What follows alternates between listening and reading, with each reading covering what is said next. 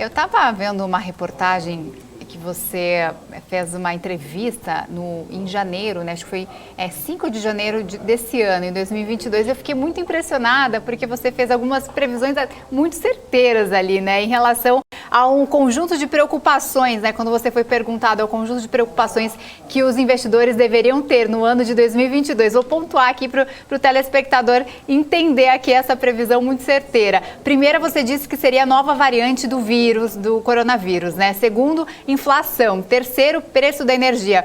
Quarto, mudança de paradigma do Fed. 5, eleições presidenciais na França. E 6, conflito militar de larga escala entre Rússia e Ucrânia, que é exatamente o que a gente está vivendo aí neste momento. Em janeiro você já tinha dado essa prévia, né? Não se falava tanto que realmente poderia haver uma escalada dessas tensões e você já estava ali no radar com essa possibilidade, né? E também depois você disse preocupações ESG nas decisões dos grandes investidores, a crescente tensão também entre Estados Unidos e China.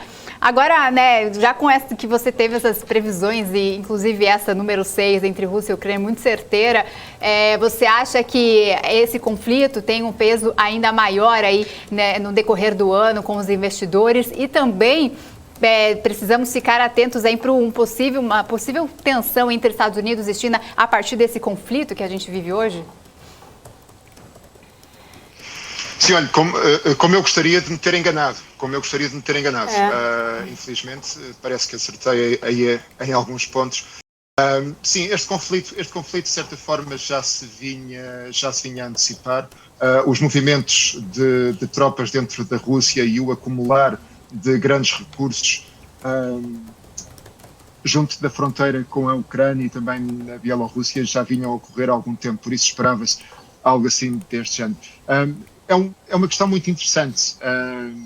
O conflito no leste da Europa basicamente insere-se dentro de uma corrente geoestratégica que já vem há algum tempo, com a queda da União Soviética no final dos anos 80, princípio dos anos 90, o fim desse império, digamos assim, se podemos chamar império, acabou por deixar a Rússia muito exposta ao seu flanco ocidental. Historicamente, a Rússia foi sempre invadida ali pela Europa, pelo Império Polaco, no passado também por forças que vinham da Escandinávia, porque aquela zona ali do noroeste europeu é muito plana, é muito fácil exércitos avançarem por ali. Então, a Rússia sempre teve este tampão, que eram os países do Pacto de Varsóvia, como a Ucrânia, a Polónia, as repúblicas do Báltico, a Estónia, a Letónia, a Lituânia, no flanco sul tinha a Roménia, a Bulgária, ou seja, a Rússia tinha um grande tampão. E com a queda do Império Soviético, a Rússia perdeu esse tampão e sentiu-se ameaçada, porque a Rússia é um país militar, de natureza militar e de natureza imperial. E então estas coisas para nós podem não fazer muito sentido, mas para quem está em Moscou faz. E já se esperava que a Rússia viesse mais tarde ou mais cedo a tentar, de certa forma, reanimar este tampão que tinham ali ao Ocidente. Primeiro seria a Ucrânia, se tivessem sucesso na Ucrânia, continuariam depois para as repúblicas do Báltico, possivelmente a Polónia, possivelmente depois para o Mar Negro, com a Roménia e a Bulgária. De qualquer forma, as coisas não correram assim tão bem à Rússia, ou pelo menos não correram como eles esperavam, e eu acho neste momento pouco provável que o conflito se arraste durante muito mais tempo. Penso que mais tarde ou mais cedo, porque a Rússia não tem capacidade logística para manter este nível de conflito e não está a conseguir atingir os seus objetivos militares, que são a conquista das grandes cidades e a decapitação do poder político ucraniano, a Rússia vai acabar por ter que chegar a uma solução de compromisso com a Ucrânia. Agora, o que vai acontecer também é que a coesão dentro do Ocidente aumentou muitíssimo por causa deste conflito. A NATO encontrou de novo uma razão para existir. O eixo transatlântico entre os Estados Unidos e a Europa ganhou uma nova força, depois de estar quase moribundo durante a presidência de Trump. E, por outro lado, a Rússia vai ter que encostar mais à China.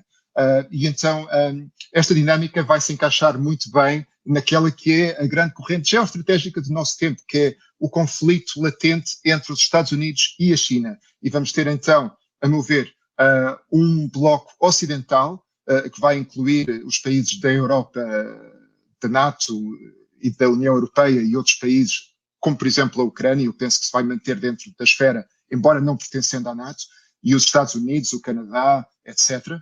E por outro lado vamos ter um bloco asiático, euroasiático, digamos assim, com a Rússia a estar cada vez mais próxima da China, sendo que a China vai ser o parceiro dominante nesta relação.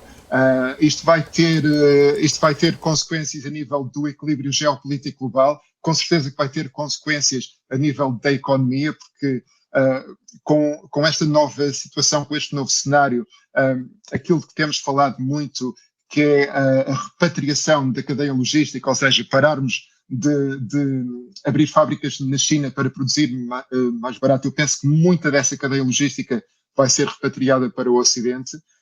Eu penso que isto vai alterar muito o equilíbrio geopolítico, vai alterar muito a economia, mas vai ser um processo que depois desta fase explosiva, em que as coisas acontecem muito rapidamente, vai ser um processo que vai então abrandar, os mercados vão abrandar, mas vai ser um processo que está em andamento e que daqui a alguns anos a nossa realidade vai ser bastante diferente da que é hoje.